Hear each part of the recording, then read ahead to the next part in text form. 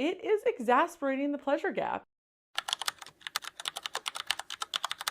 Okay, romance friends, I have a little bit of a rant today. I need you to stop writing big, we're gonna say eggplants for the sake of this video. I need you to stop writing big eggplants. Because of course it's unrealistic and it's not that accurate, but whatever. I think readers know that, right? Readers can understand and discern that, hey, that's not actually a realistic sign. But more importantly, I think it's really, really important that that romance authors and readers understand that the existence of these big eggplants in romance books is actually exasperating the pleasure gap. Exasperating the pleasure gap, widening the pleasure gap between people who have eggplants and people who have clitorises. So let me explain what I mean by that, by widening the pleasure gap.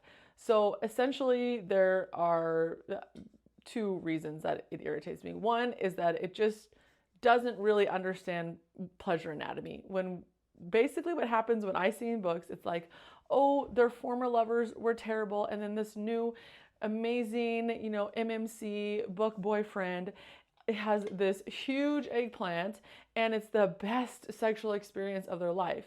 And somehow it equates it to the big eggplant being the thing that makes it the best experience of their life, rather than the fact that the person actually paid attention to them, that they understood pleasure anatomy, that they, trusted them, and that there was a mutual respect and mutual pleasure and all of those things.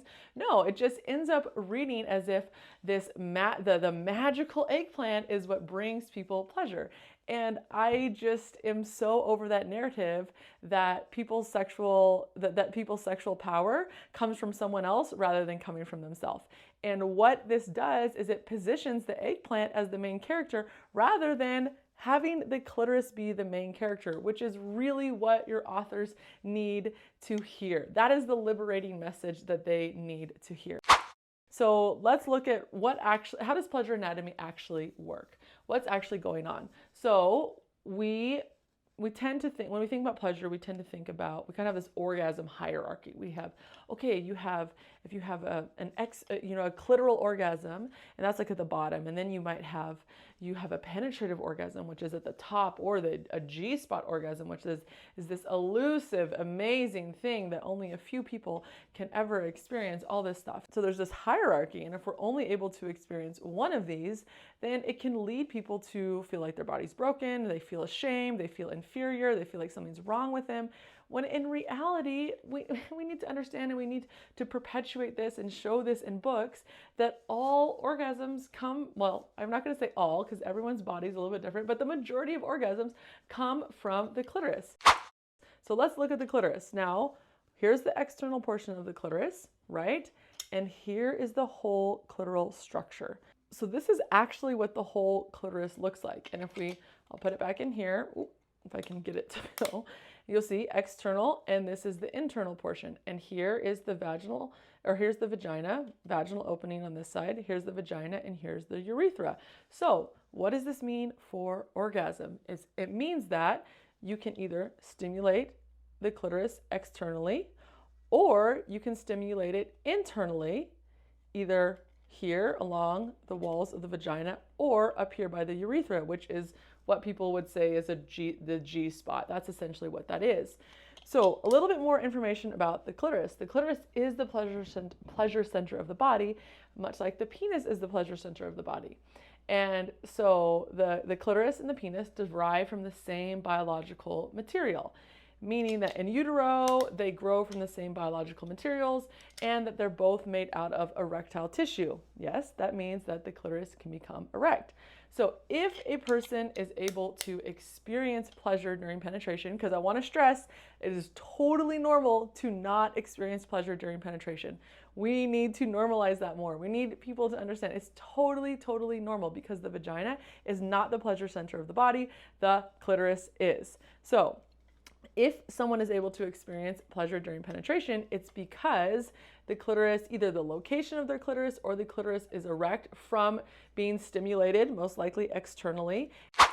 So this is so critically important, because if you just go off of what some of these romance authors are writing, you would think that the giver and bringer of all pleasure is the eggplant, and that the eggplant is this magical pleasure bearer, and the bigger it is, the better, all these things. When in reality, that's not it. And I'm just, please stop writing the eggplant as the main character and focus on the clit. Please, please, please, please. And I have to say, like, of hundreds, if not thousands of books romance books I've read, I've only read one book where they mention stimulating the clitoris internally. And that was in a Lauren Asher book. And I believe it was in Love Redesigned. And you hear people say write things like, oh, that spot deep inside of me or whatever, which is actually, they're talking about the clitoris, but they don't name it.